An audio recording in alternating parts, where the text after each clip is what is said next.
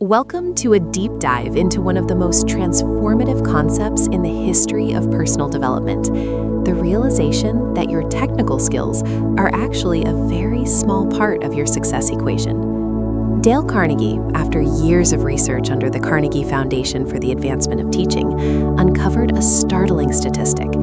Even in technical fields like engineering, architecture, or accountancy, only about 15% of one's financial success is due to technical knowledge. The remaining 85%, it is due to skill in human engineering, which means personality and the ability to lead people. Think about that for a moment. Most of our education is spent on that 15%. We spend years in school, thousands of dollars on degrees, and countless hours honing our hard skills. But according to the research of John D. Rockefeller and other giants of industry, the ability to deal with people is a, quote, purchasable commodity, much like sugar or coffee. And these leaders were willing to pay more for that specific ability than for any other under the sun. Why? Because you can hire someone to do the math, but it is much harder to find someone who can inspire a team, handle a disgruntled client, or negotiate a high-stakes deal with grace. This segment explores the Meriden, Connecticut survey, which revealed that after health, the primary interest of adults is people, how to understand them, how to make them like you, and how to win them to your way of thinking. Carnegie's work wasn't written in a library, it was developed in a laboratory of human relationships. It grew out of the experiences of thousands of adults who tested these principles in their daily lives. From the factory floor to the executive boardroom, the results were consistent. Those who mastered the soft skills of human interaction saw immediate increases in their influence, their prestige, and their bank accounts. If you want to get out of a mental rut and discover your dormant assets, you must begin by recognizing that your human engineering is the engine of your future growth. It is not enough to be the smartest person in the room. You must be the person people want to work with, follow, and support. This is the foundation upon which all other principles in this book are built. Why is it that we are so quick to criticize others and yet so surprised when it backfires? Dale Carnegie opens his masterpiece with a chilling look at the psychology of criminals.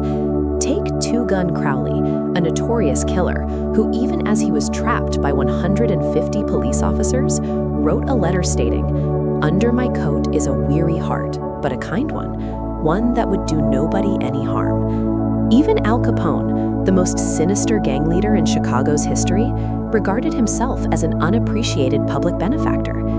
If the most dangerous men in history don't blame themselves for their actions, what makes us think that the person we work with or live with will react any differently to our criticism? The hard truth is that 99 times out of 100, people do not criticize themselves for anything, no matter how wrong they may be. Criticism is futile because it puts a person on the defensive and usually makes them strive to justify themselves. It is dangerous because it wounds a person's precious pride, hurts their sense of importance, and arouses resentment. Carnegie cites the famous psychologist B.F. Skinner, who proved that an animal rewarded for good behavior will learn much more rapidly than one punished for bad behavior. The same applies to humans. We see this in the tragic story of the Republican Party split in 1912. Theodore Roosevelt's relentless criticism of President Taft didn't make Taft change his ways. It only made him double down, leading to one of the most disastrous political defeats in American history. Even George B. Johnston, a safety coordinator, found that demanding workers wear hard hats through authority only led to sullen acceptance and secret disobedience. But when he shifted to asking if the hats were uncomfortable and emphasizing their safety, compliance skyrocketed. As much as we thirst for approval, we dread condemnation. If you want to change someone's behavior without causing resentment, you must first put away the whip of criticism. You must realize that the people you are dealing with are not creatures of logic, but creatures of emotion, bristling with prejudices, and motivated by pride and vanity. Before you point out a fault today, remember that you are dealing with a human being who has a deep need to feel important and a desperate desire to be right. Dale Carnegie didn't just want you to read his book, he wanted you to live it. He famously said that the great aim of education is not knowledge, but action. To help readers bridge the gap between knowing and doing, he outlined 9 specific suggestions to get the most out of his teachings. The first and most critical requirement is a deep, driving desire to learn. Without this, the rules are just words on a page. You must constantly remind yourself that your popularity, your happiness, and your sense of worth depend on your skill in dealing with people. Carnegie suggests a specific reading method. Read a chapter rapidly for a bird's eye view, then go back and reread it thoroughly. This isn't entertainment, it's a manual for a new way of life. He advocates for active reading, using a highlighter or pen to mark every 4-star suggestion. But the real magic happens outside the pages. Carnegie emphasizes that learning is an active process. Only knowledge that is used sticks in your mind. He tells the story of an insurance manager who read the same contracts year after year just to keep them fresh. We forget things with astonishing rapidity, so this book must be a working handbook, kept on your desk, not a one-time read for the shelf. One of the most intriguing suggestions is to make a game out of it. Offer a friend or family member a small sum of money every time they catch you violating one of the principles. This creates immediate accountability.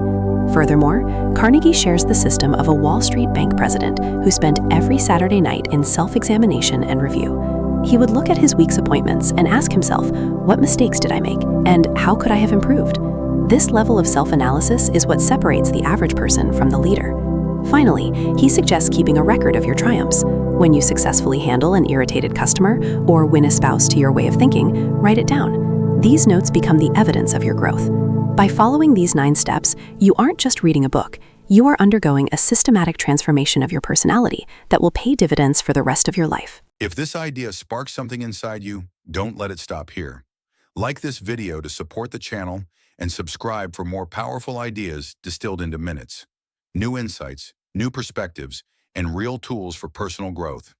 Every week, upgrade your mind one capsule at a time. This is Brain Capsule.